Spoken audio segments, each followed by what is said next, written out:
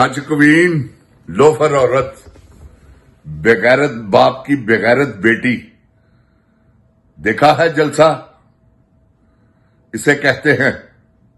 क्योंकि इनमें से कोई भी बिरयानी खाने वाला और कीमे वाले नान खाने वाला नहीं।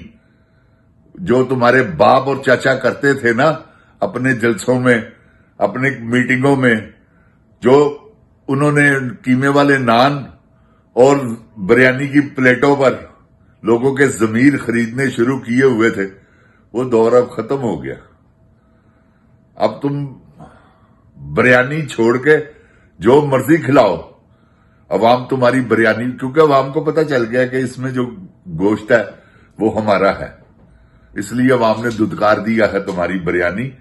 ये तुमने जलसा किया है ना, सीटें खाली, मैंने वो भी देखा है। और तुमने देखा है ये सुहेल अफरीदी का जलसा, ये होता है अवाम का प्यार और मोहब्बत। तुम औरत होकर इतने बंदे नहीं इकट्ठे कर सकी अपने हुस्न के जलवे दिखाने के बावजूद। सुहेल अफरीदी देखो कैसा जलसा किया उसने। औज़ु बिल्लाहि मिनश शैतानिर रजीम, बिस्मिल्लाहिर रहमानिर रहीम, रब्बे ज़िदनी इल्मा। ऐ अल्लाह ताला मेरे इल्म में इजाफा फरमा और मुझे सच बोलने की तौफीक दे। अस्सलामु अलैकुम जिन जान पाकिस्तान जी। ओए गोली क्यों चलाई हो जिन जान पाकिस्तान जी? ये जो खच कवीन लोफर औरत ने जलसा किया है, कल परसों की बात है, ये जो इसने कुर्सियां खाली, और जलसा थोड़ी था वो तो एक कॉर्नर मीटिंग वो थी, और जिसने जलसे का नाम दिया हुआ था। पब्लिक इनको दुदकार चुकी है जिन जान पाकिस्तान जी। अब इनका अवाम में कोई असर रसूख नहीं रहा, क्योंकि लोगों को पता चल गया कि ये वाकई चोर है। पहले तो अपने आप को छुपाते थे ना, वो छोटा गंजा आके कहता था एक धेले की करप्शन। ओए बदनी दे पुत्र, तू धेले दी करप्शन करनी सी। धेला तेरी केड़ी मां ला धेला है।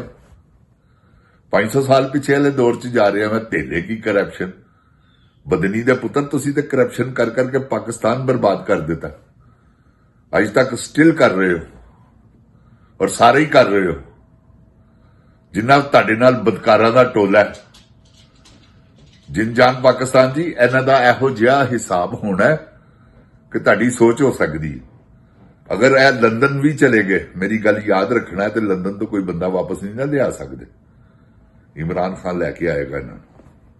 आओ हिसाब दिओ, ते इन्हां दा इहो जिहा कड़ा हिसाब होना है जिहड़ा जिन जान जी इन्हां ने सोचिया भी नहीं। इन्हां दा इहो जिहा एहतसाब होना जे, क्योंकि इन्होंने बंदे मार दिते हैं, शहीद कर दिते हैं जिन जान पाकिस्तान जी। सानिया मुरीद के छोटा जिहा वाकया सारा खच कवीन ने किया, किदे जोर ते। वो डिफेंस जिहड़ा बनिया डिफेंस फोर्सेस का सरबराह, इस्तसना वाला जनरल, क्या बुजदिलां दा काम कीता ही बगैरत दिया पुत्रा। बहादुर आदमी भी कदी अपनी मौत कोलों डरे ने, तू बुजदिल आदमी है। 6 जहाज सुट के ते फील्ड मार्शल अपने आप नूं बना लिया ही, ते जेड़े वो चकलाला एयरबेस तक हमले करके गए ने मुरीद के, पता नहीं किथे किथे उन्होंने हमले किए ने, कोई जवाब दिता ही कितना बंदा मार गए ने। तुहाडा ए बगैरती है तेरी, ए बुजदिली है तेरी।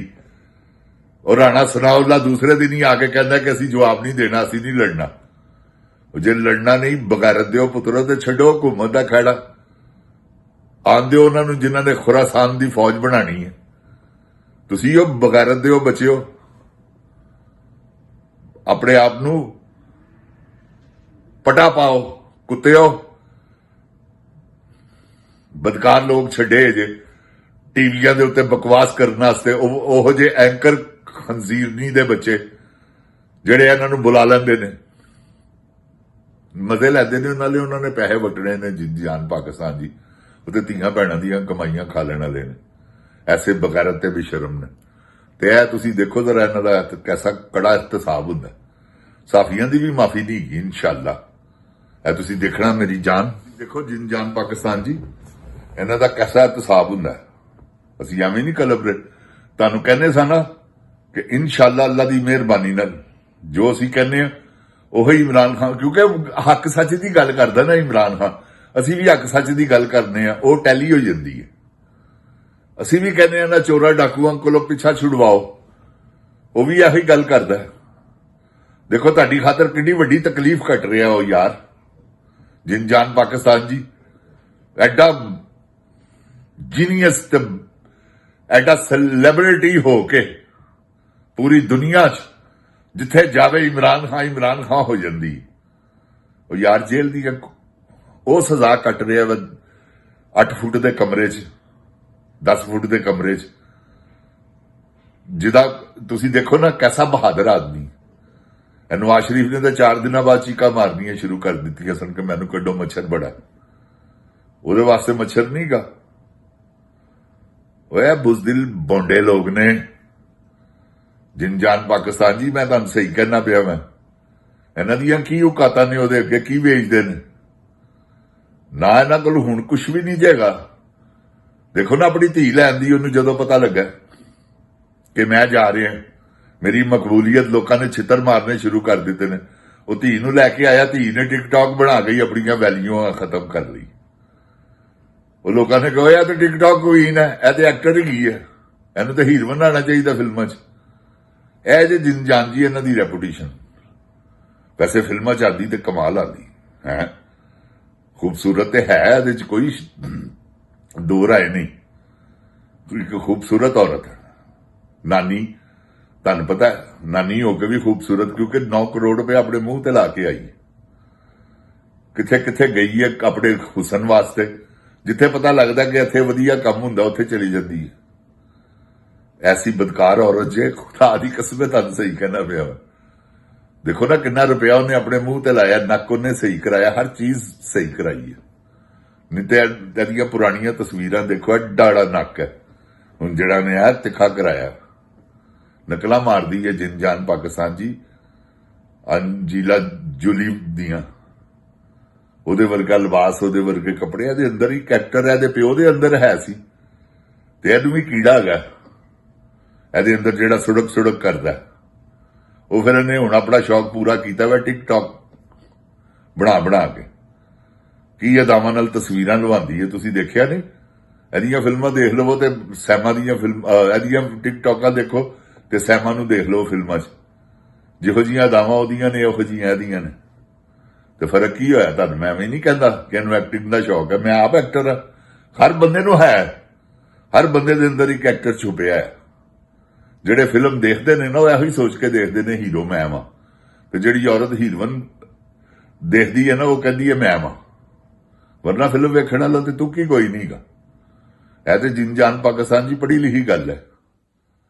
ਮੈਂ ਵੀ ਬਚਪਨ 'ਚ ਫਿਲਮਾਂ ਜਿਸਲੇ ਸ਼ੁਰੂ ਕੀਤੀਆਂ ਨੇ ਦੇਖਣੀਆਂ, ਮੈਂ ਹੀਰੋ ਆਪਣੇ ਆਪ ਨੂੰ ਸਮਝਦਾ ਸਾਂ। ਫਿਰ ਮੈਨੂੰ ਸ਼ੌਕ ਪੈ ਗਿਆ, ਫਿਰ ਮੈਂ ਫਿਲਮ ਇੰਡਸਟਰੀ 'ਚ ਵੜ ਗਿਆ। ਐਸੇ ਤਰ੍ਹਾਂ ਹੀ ਹਰ ਬੰਦਾ ਸ਼ੌਕੀਨ ਹੈਗਾ। ਤੇ ਵੈਸੇ ਵੀ 7 ਸਟੇਜਿਸ ਆਫ ਲਾਈਫ ਸ਼ੇਕਸਪੀਅਰ ਲਿਖਦਾ ਕਿ ਹਰ ਬੰਦਾ ਐਕਟਰ ਹੈ ਦੁਨੀਆ ਤੇ, ਆਪਣੀ ਆਪਣੀ ਐਕਟਿੰਗ ਕਰ ਰਿਹਾ। ਕੁਝ ਨਮਾਇਆ ਹੋ ਜਾਂਦੇ ਨੇ ਤੇ ਕੁਝ ਅੰਦਰੋਂ ਅੰਦਰ ਹੀ ਆਪਣੀ ਐਕਟਿੰਗ ਕਰਕੇ ਹਰ ਬੰਦਾ ਸਟੇਜ ਲੱਗਾ ਹੈ ਦੁਨੀਆ ਦੇ ਉੱਤੇ। ਜਿੰਜਾਨ ਪਾਕਿਸਤਾਨ ਜੀ, ਹਰ ਬੰਦਾ ਆਪਣਾ ਪਲੇ ਕਰ ਰਿਹਾ ਵਾ। ਜਿਹੜਾ ਐਂਡ ਹੋ ਜਾਂਦਾ ਉਹ ਚਲੇ ਜਾਂਦਾ ਵਾ, ਅੱਗੋਂ ਨਵਾਂ ਆ ਜਾਂਦਾ। ਤੇ ਇਹ ਸਾਰੀ ਦੁਨੀਆ ਹੀ ਇੱਕ ਸਟੇਜ ਹੈ, ਉਹਦੇ ਤੇ ਪਲੇ ਕਰ ਰਹੀ ਹੈ। ਕੋਈ ਅੱਛੇ ਰੋਲ ਕਰਦਾ, ਨੈਗੇਟਿਵ ਰੋਲ ਕਰਦਾ, ਕੋਈ ਪੋਜ਼ਿਟਿਵ ਰੋਲ ਕਰਦਾ, ਕੋਈ ਅੱਛੇ ਰੋਲ ਕਰਦਾ, ਕੋਈ ਬੁਰੇ ਰੋਲ ਕਰਦਾ। ਇਹ ਦੇਖੋ ਨਾ ਬੁਰੇ ਰੋਲਾਂ ਦੇ ਤੁਹਾਡੇ ਸਾਹਮਣੇ ਨੇ। ਇਹ ਸਾਰਾ ਟੋਲਾ ਇਸ ਵੇਲੇ ਪਾਕਿਸਤਾਨ ਤੇ ਜਿਹੜਾ ਹੁਕਮਰਾਨੀ ਕਰ ਰਿਹਾ ਵਾ, ਸਾਰੇ ਬਦਕਾਰ ਨੇ, ਸਾਰੇ ਨੈਗੇਟਿਵ ਰੋਲ ਕਰ ਰਹੇ ਨੇ। ਉਹ ਜਿਹੜਾ ਪੋਜ਼ਿਟਿਵ ਹੈਗਾ 804 ਕੈਦੀ ਨੰਬਰ 804, ਉਹ ਪੋਜ਼ਿਟਿਵ ਆਦਮੀ ਹੈ। ਦੇਖੋ ਅੰਦਰ ਉਹ ਕਹਿੰਦਾ ਮੈਂ ਲਾਨਤ ਭੇਜਣਾ ਤੁਹਾਡੀਆਂ ਰਿਹਾਈਆਂ ਤੇ, ਮੈਂ ਆਪਣੀ ਆਵਾਮ ਨੂੰ ਰਿਹਾ ਕਰਾਣਾ ਨਾਲ ਆਪਣੇ। ਜਿੰਜਾਨ ਪਾਕਿਸਤਾਨ ਜੀ ਉਹ ਕਹਿੰਦਾ ਪਹਿਲੇ ਉਹ ਕੈਦੀ ਛੱਡੋ ਜਿਹੜੇ ਤੁਸੀਂ ਮੇਰੇ ਨਾਲ ਫੜੇ ਨੇ। ਇਹ ਜੇ ਜਿੰਜਾਨ ਪਾਕਿਸਤਾਨ ਜੀ ਬਹਾਦਰੀ ਇਮਰਾਨ ਖਾਨ ਦਾ ਮੁਕਾਬਲਾ ਕਰਨ ਟੁਰੇ ਨੇ। ਦੇਖੋ ਸੁਹੇਲ ਅਫਰੀਦੀ ਦਾ ਮੁਕਾਬਲਾ ਨਹੀਂ ਕਰ ਸਕਦੇ, ਐਡਾ ਵੱਡਾ ਜਲਸਾ ਉਹਨੇ ਕੀਤਾ। ਇਹ ਜੇ ਸੱਚ, ਇਹ ਜੇ ਪੋਜ਼ਿਟਿਵ, ਇਹ ਸਾਰੇ ਨੈਗੇਟਿਵ ਨੇ। ਇਹਨੇ ਵੀ ਜਲਸਾ ਕੀਤਾ ਸੀ ਪਰਸੋਂ, ਉਹ ਵੀ ਦੇਖ ਲਵੋ। ਜਿਨ ਜਾਨ ਪਾਕਿਸਤਾਨ ਜ਼ਿੰਦਾਬਾਦ, ਜਿਨ ਜਾਨ ਪਾਕਿस्तान ਦੀ ਆਵਾਮ ਜ਼ਿੰਦਾਬਾਦ, इमरान खान जिंदाबाद, पाकिस्तान जिंदाबाद। ओए गोली क्यों चलाई यू?